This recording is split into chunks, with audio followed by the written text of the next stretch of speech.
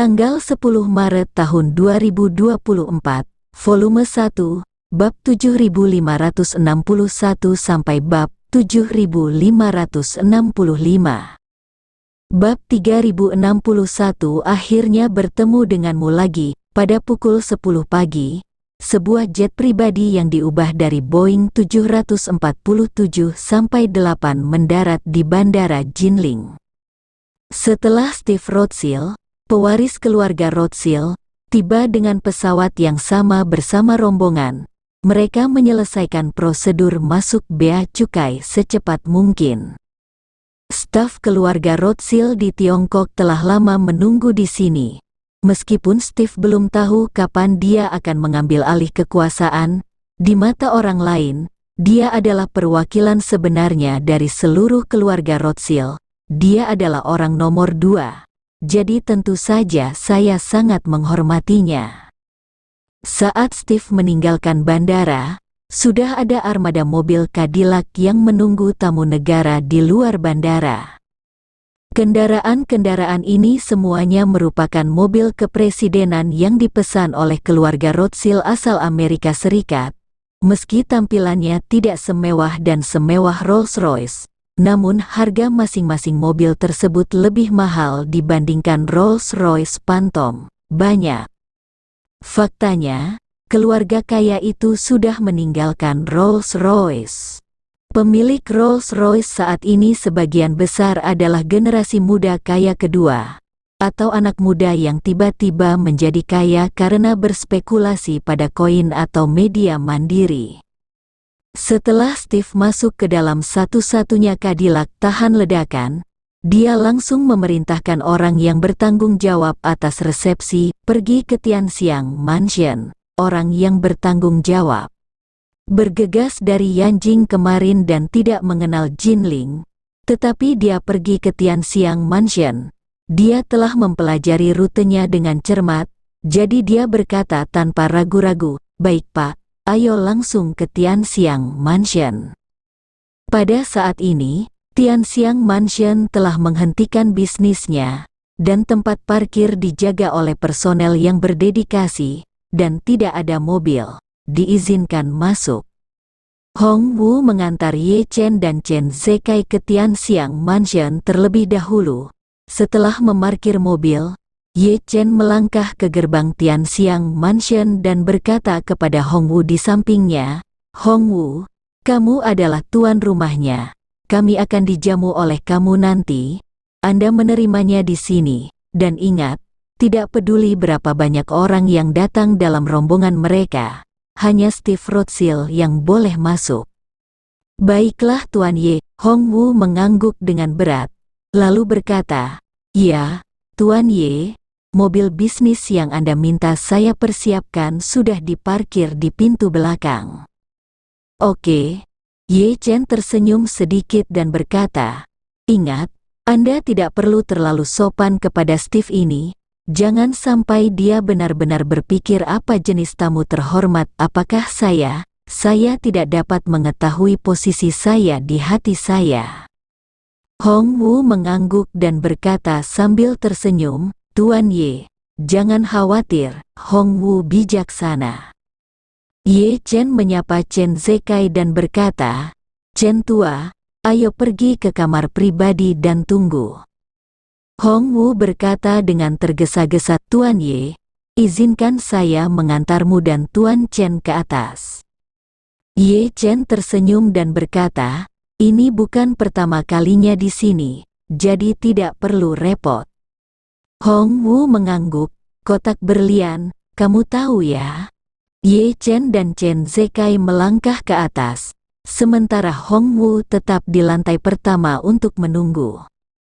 Sesampainya di kotak, Ye Chen langsung duduk di kursi utama menghadap pintu, lalu berkata kepada Chen Zekai, "Chen tua, duduklah di sebelah kiriku."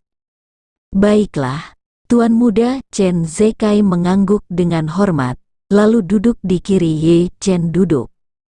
Chen Zekai, yang baru saja bergegas kembali ke Jinling hari ini, tidak mengetahui niat keluarga Rothschild.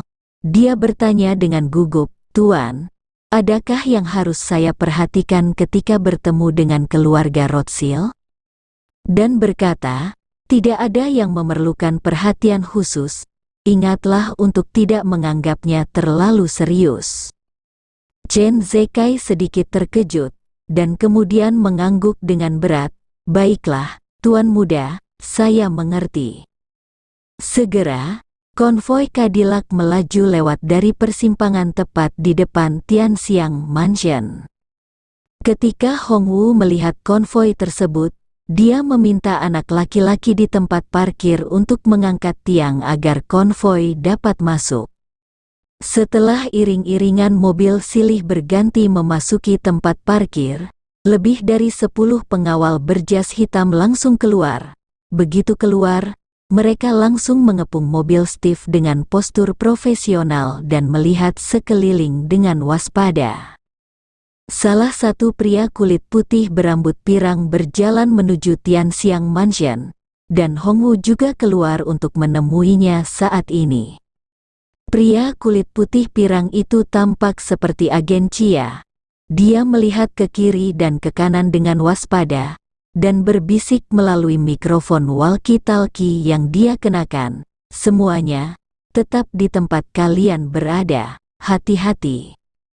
Setelah mengatakan itu, Hong Wu sudah tiba di depannya.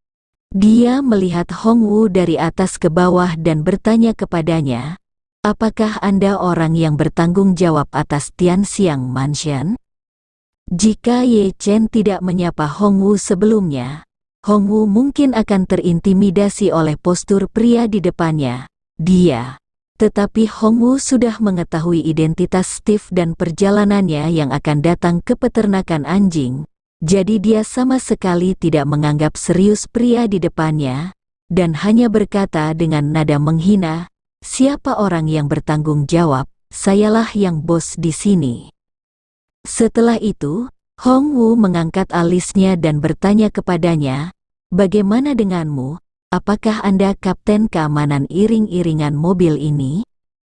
Pria itu tidak menyangka akan diberi gelar kapten keamanan, dan berkata dengan sedikit tidak senang, saya dari keluarga Rothschild, konsultan keamanan, pernah bekerja untuk C.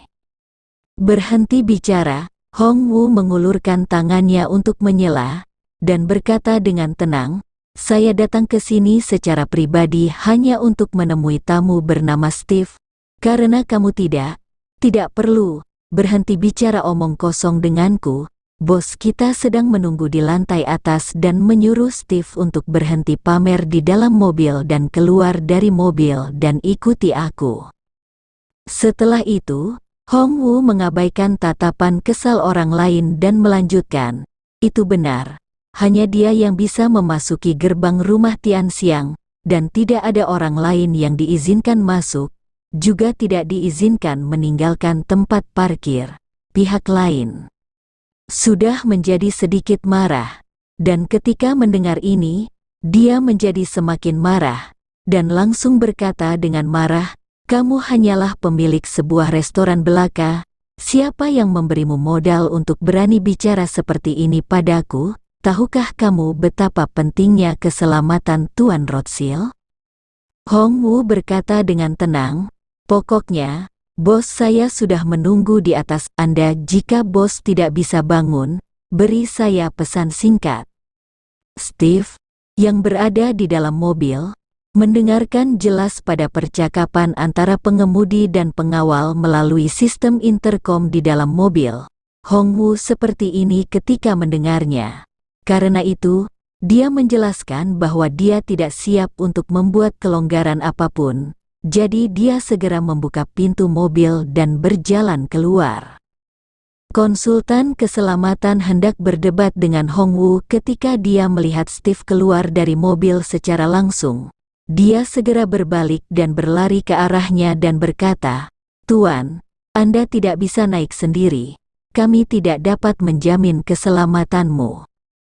Steve melambaikan tangannya, tidak apa-apa, karena Tuan Ye adalah tuan rumahnya, keamanan terjamin, tunggu saja saya di sini. Pria itu buru-buru berkata, Tuan, ini Steve memotongnya. Oke, tidak perlu dikatakan lagi. Ya, ini adalah wilayah Tuan Ye. Anda harus cukup hormat untuk meminta orang-orang Anda kembali ke mobil dan menunggu. Anda tidak diperbolehkan keluar dari mobil sampai saya keluar. Steve tahu betul bahwa meskipun pengawal yang dibawanya semuanya adalah agen top, tetapi semuanya sia-sia di depan Ye Chen. Belum lagi mereka tidak memenuhi syarat untuk memegang senjata di Tiongkok, dan kemampuan tempur mereka yang sebenarnya sangat berkurang. Dalam situasi ini, jika Ye Chen benar-benar ingin menghukum dirinya sendiri, tidak ada bedanya apakah mereka ada di sana atau tidak. Daripada melakukan ini, sebaiknya saya naik dan mengikuti bos Tianxiang Mansion di depan saya. Melihat desakan Steve, konsultan keamanan tidak bisa berkata apa-apa lagi. Jadi dia melepas walkie-talkie dari pinggangnya dan menyerahkannya kepada Steve. Pak, jika Anda butuh sesuatu, tekan tombol merah di atas dan kami akan sampai dulu. Sudah waktunya. Tidak perlu, Steve melambaikan tangannya. Jika saya membawa ini, Tuan Ye pasti akan salah paham terhadap saya. Setelah mengatakan itu, Steve tidak mengatakan apa-apa lagi kepadanya dan langsung datang ke Hongwu, berkata sambil tersenyum, "Halo, saya Steve Rothschild. Tolong bawa saya menemui Tuan Ye." Bersambung.